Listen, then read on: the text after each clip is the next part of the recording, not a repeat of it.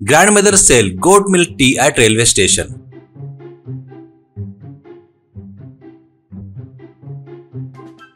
काचीगुड़ा गांव में एक रेलवे स्टेशन रहता है। उसका नाम काचीगुड़ा रेलवे स्टेशन था।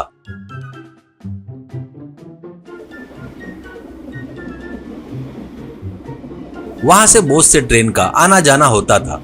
स्टेशन पर book stall, samosa stall, idli dosa stall जैसे रहते हैं।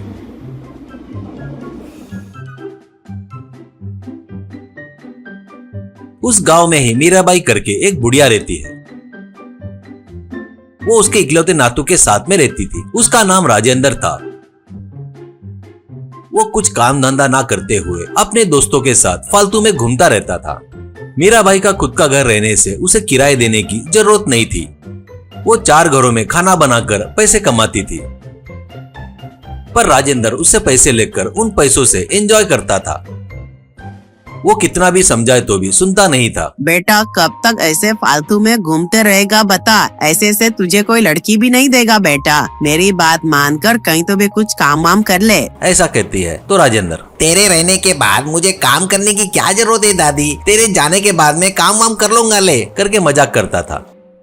एक दिन एक आदमी के यहाँ से खाना बनाने का काम पूरा करके घर आते रहती है मीराबाई। रास्ते में उसको एक बकरी नीचे गिरी दिखाई देती है। वो उसको उठाकर घर पर लाकर पानी पिलाती है। थोड़ी देर बाद बकरी होश में आती है।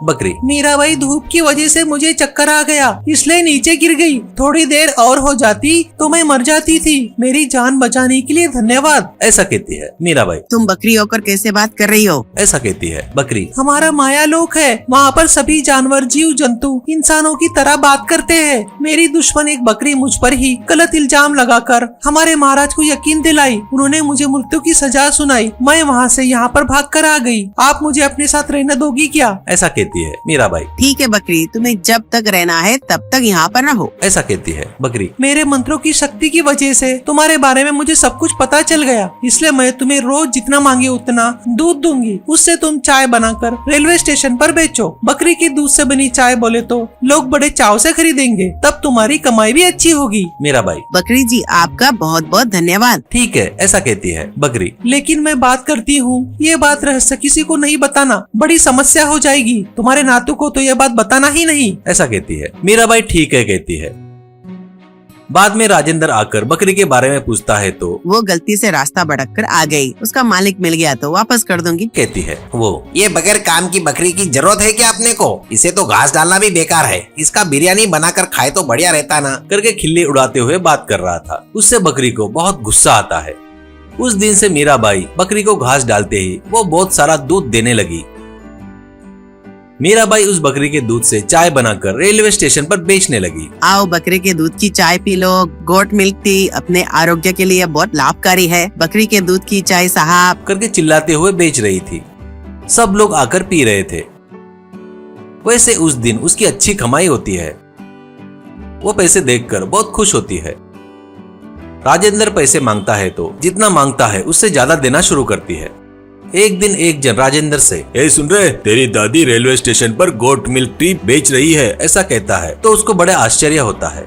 बाद में आकर वो रेलवे स्टेशन में देखता है तो आओ बकरी के दूध की चाय P low, goat milk tea अपने आरोग्य के लिए बहुत लाभकारी है। बकरी के दूध की चाय साहब, ऐसे चिल्लाते हुए बेच रही थी दादी राजेंद्र। मेरी दादी के पास बकरी का दूध कहाँ से आ रहा है? पैसे अच्छा कमा रही है, इसलिए जितना मांगो उससे ज्यादा दे रही है। इसका रहस्य क्या है पता करना पड़ेगा, ऐसा सोचता है वो। वैसे एक दिन घर के खिड़की में से चोरी छुपे देख रहा था। बाहर दादी बकरी को चारा डालकर, बकरी माँ तेरी दया से मैं अच्छा कमा रही हूँ, कहती है तो बकरी, इसमें मैंने क्या किया है मीराबाई? ये तेरी अच्छाई ईमानदारी हमेशा तेरा साथ देती है, कहकर बहुत सारा दूध देती है। वो देखकर राजेंद्र को आश्चर्य होता है। क्या माइला, ये बात करने वाली बकरी है क्या? इसे बेचे तो बहुत सारा पैसा मिलेगा, पर इस पगली दादी को क्या पता है, इसलिए उसके दूध की चाय बनाकर बेच रही है। इसे कहीं तो भी बेचना होगा, ऐसा सोचता है।